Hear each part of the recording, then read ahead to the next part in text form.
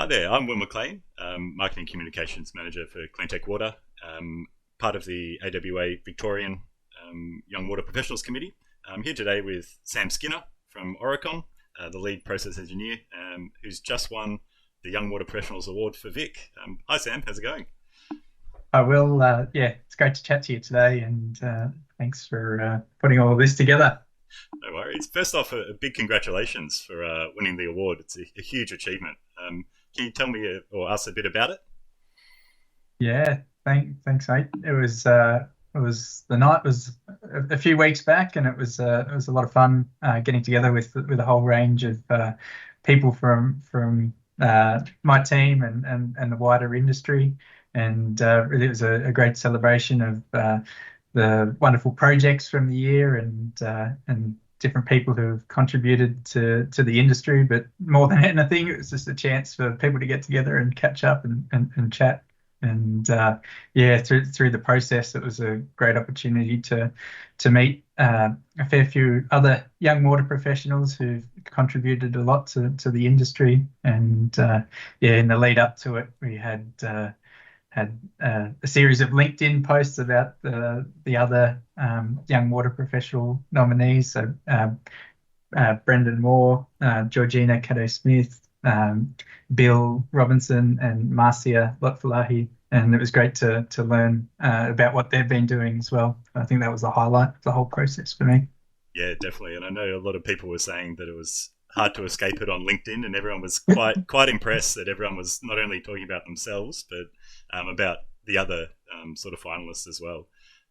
Was that something that one of you sort of started, or was it something that the AWA someone said, "Hey, this would be cool"? How did that come about? Credit goes to Bill Robinson for getting the group together, and Brendan got us sorted in terms of coordinated on making sure that we each featured each other, and we got together a few times in the lead up to it, and uh, we flooded the airways. But it was great to be able to feature the other nominees and really enjoyed the process. No, cool. Can you tell us a bit about your professional journey? So I guess from uni through to sort of your pathway to being sort of a lead process engineer at Oricon. Yeah, certainly. The pathway probably started earlier than that in terms of wanting to or knowing that I wanted to be in water, and I grew up in Mildura on the banks of the Murray River, and understood from quite early the impacts of technology and policy on the whole community. And from there, um, that kind of set a bit of a direction, and knowing that I wanted to work in water, and did chemical engineering at university, which led into research. So I had some wonderful supervisors at Melbourne Uni, Anthony Stickland and Peter Scales, who do some great work in solid liquid separation. And my PhD focused particularly on sludge dewatering, and there's a fair bit of applied maths that went into that, and a fair bit of theoretical work. And when I finished that, really wanted to get the hands dirty with actual project work, and was lucky enough to land a gig with Oricon, initially in the contaminated land team, and then moving into more on the water infrastructure side of things. We've been a process engineer in the Melbourne-based team, but been working on projects from around the country, which is one of the amazing things of being able to work today. Yeah, fantastic. I guess while we're on the subjects of university and studying, do you have any advice for students that are maybe considering a future in the water industry? Um, what would you tell yourself back then? Uh, do it. Yeah, Yeah, the water industry is a wonderful and inclusive place, and when I graduated from my master's degree in Chem Eng, the water industry was in a bit of a downturn, and there wasn't that many jobs going, which certainly prompted uh, the foray into research, and it did take a number of applications to land the first job. But then once you get the foot in the door, that makes it a lot easier to move around. So I know I'm speaking to many uni students over the journey that getting the foot in the door is probably the hardest thing. So yeah, don't be disheartened with a number of knockbacks, because it's unless you get very lucky, it's bound to happen. But certainly, all of those applications and the heartache, it's certainly worth it to forge a career in water, because once you get through, there's so many different aspects of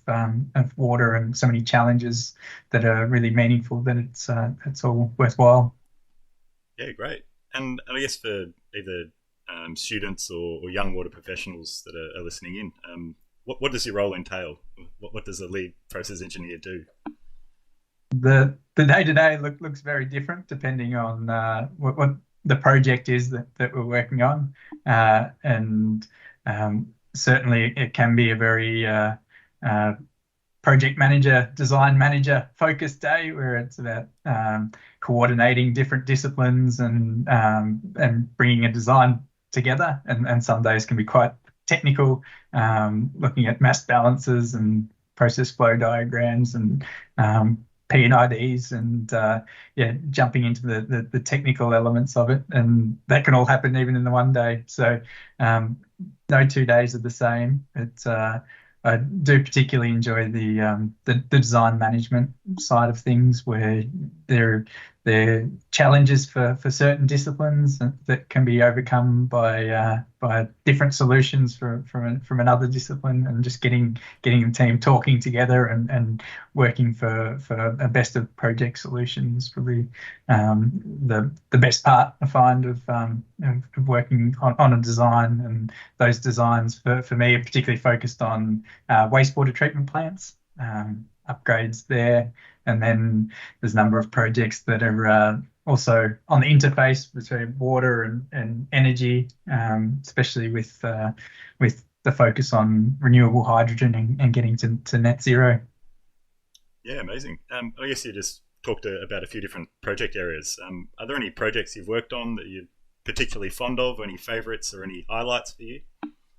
It's hard to choose favourites. That's for sure. A couple of the recent ones that come to mind that are particularly focused on helping water authorities get to their net zero goals do come to mind. One of those that I'm very passionate about is the Future Ready Goulburn Valley renewable hydrogen ecosystem, which sets a vision for what the Goulburn Valley could look like in achieving their net zero goals and embracing a renewable hydrogen ecosystem. There's so much great work in this space that's being done at the moment. Just look down at Barwon Water and their future energy refueling station, Yarra Valley Water at Aurora, and the trials happening there near the markets. There's a range of opportunities for hydrogen, particularly around heavy vehicles and forklifts and manual handling.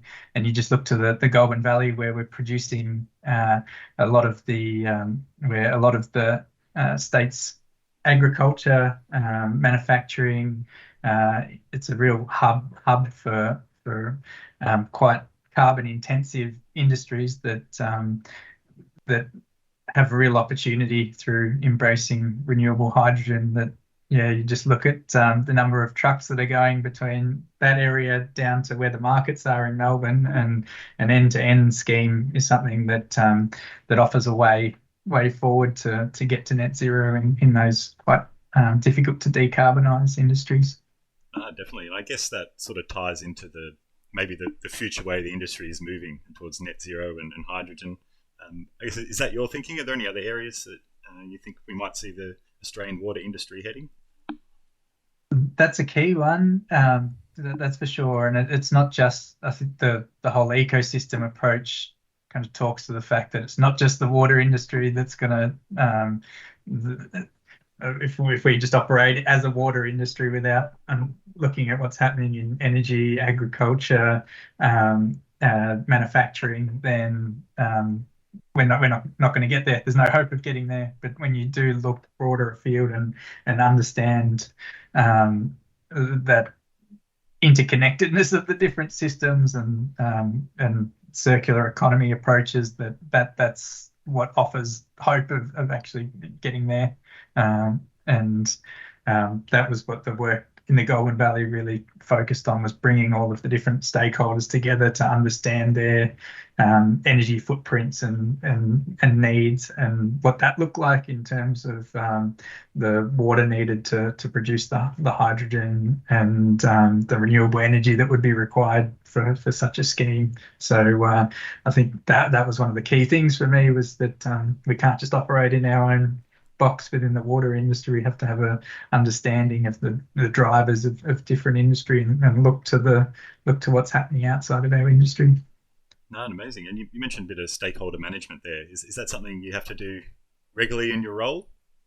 Yeah, well, I think it comes into everyone's role. We're all dealing with a range of different stakeholders, and yeah, that's where the magic happens, when you bring people together with different ideas and different ways of viewing the world, different drivers. They might not always be aligned, but I think that's the role of a project manager or a project, is to clearly define what the objective is, what are some of the secondary objectives, and then try to align as much as possible on achieving those. No, excellent. I'm just thinking about sort of community involvement and community engagement. Is that something you get involved with too much with projects, or is that sort of managed more by the client or the sort of end user? We do a bit, yeah. We've got a really good speaking to Oricon, we've got a really good community engagement team who we get involved in a lot of projects, and mentioned initially working in the contaminated land space, and that was a key aspect of it. Was not just doing the technical work, but then translating that into well, what does this mean for the community, and being able to communicate that in a transparent, open, and respectful way. But yeah, well, as an engineer, you can kind of get your blinkers on in terms of coming up with a technical solution, but for a lot of the projects, the really important thing is in that community engagement, stakeholder engagement space. Definitely. I know from the couple of chats we've had together that you're quite passionate about diversity and inclusion. Is there much you can do in your role to sort of help diversify and include sort of different groups, or is this something more you do in your own personal time?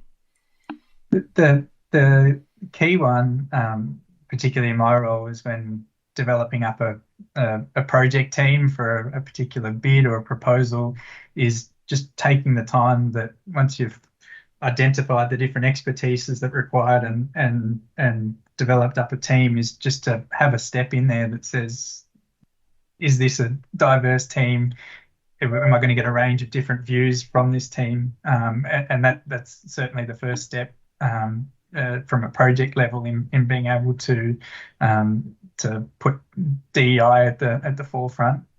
And then it's something that I've been working on over the years, and have had.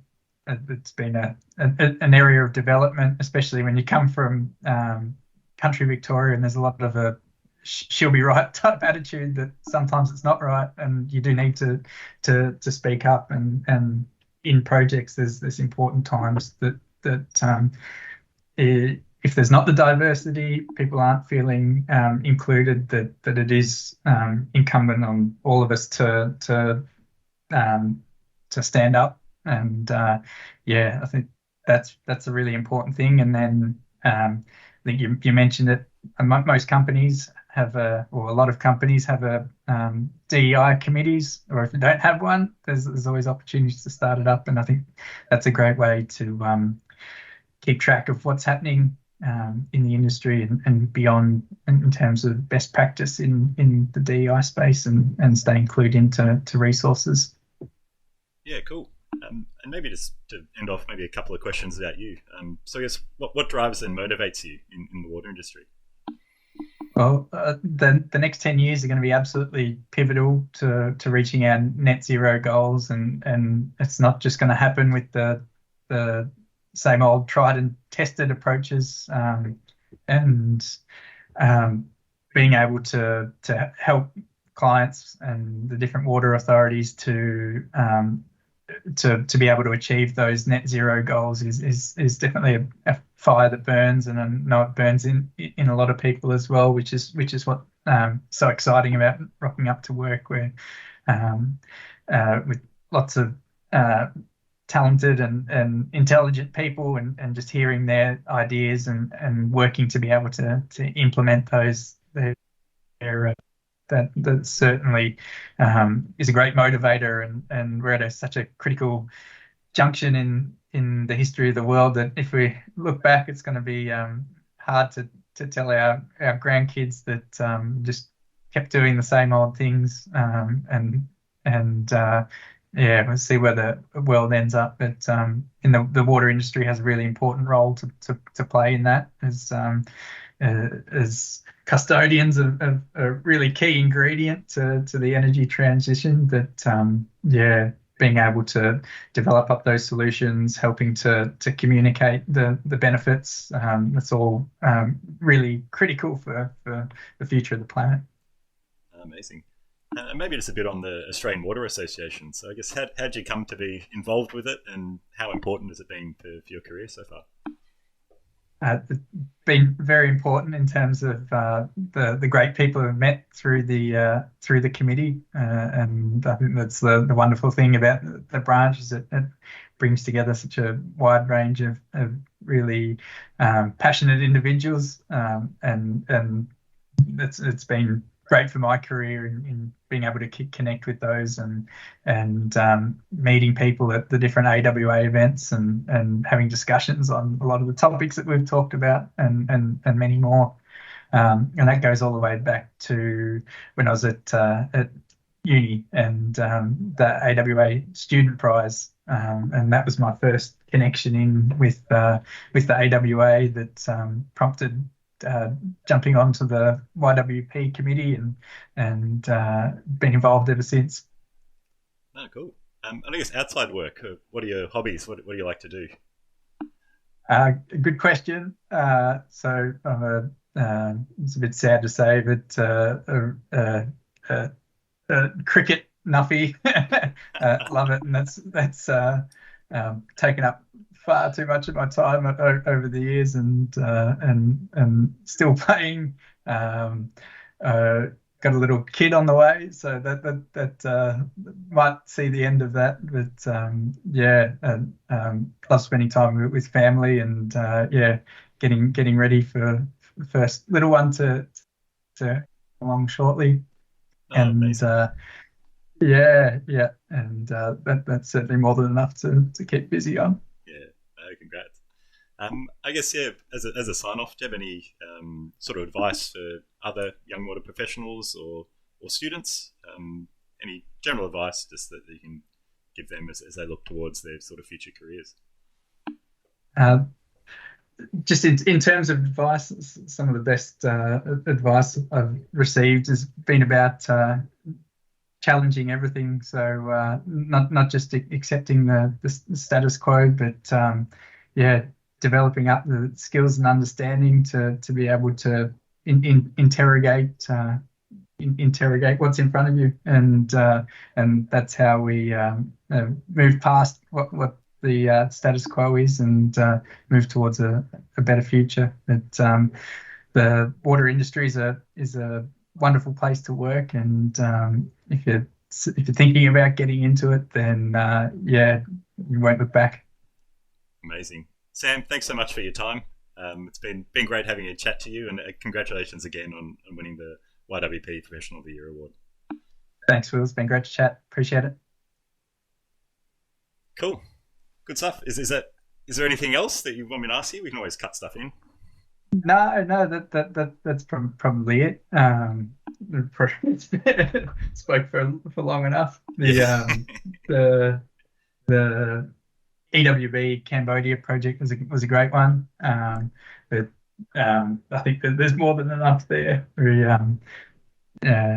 Yeah, pretty lucky with Oricon. We do some pro bono work, and that was a great project to be a part of. And yeah, there's been a lot of lessons that came out of that in terms of. I reckon let me ask you about it, and then I'll send all this footage to AWA and tell them just to cut it up. So I might cut out some questions. They can just sort of work it. Yeah. I think how I could lead into it. I'll just ask. No, I'll just ask. Yeah. And do you get time to do any sort of pro bono work outside Oricon, or have you done any in the past? Yeah, well, through Oricon, we're very lucky that we've got a program called the Handprints Project, which allows us to actually work on pro bono work through Oricon as part of our company. And one of the projects that we've worked on is around providing a reliable source of water in regional Cambodia through with the EWB, and that partnership with EWB has been really special, and that's one of the kind of cuts back to why I got into engineering and being able to do projects like that. Yeah, amazing. I'm not sure if you know this, but I lived in Cambodia for 2 years on an Australian Volunteers Program assignment. Oh, there you go. Yeah. Whereabouts was I was in Phnom Penh at the ASEAN Regional Mine Action Centre, so dealing with landmines and that kind of thing. But yeah, it's an amazing place to live. Such a great culture. This project's in Kratie Province. Kratie? So yeah. A fair way out of Phnom Penh, and that was part of the challenge, is looking at developing up a solution in consultation and getting the feedback from the community about what it is that they wanted, and then considering the local context in how challenging it is to get materials out there, and the local supply chain, and working with the local companies. That there's a few startups there that are doing some really cool stuff. That the capacity development is through those local companies, and providing some engineering advice so that they can get to their own solutions that work for the community. Really cool. All right. Anything else you can think of that would be good to mention? That's it, mate. That's it. Awesome. No, all good. Appreciate the time. Thanks so much. Thanks for agreeing to do this. I know you're busy. No worries, mate. You too. Cheers, mate. Appreciate it. Later. Bye.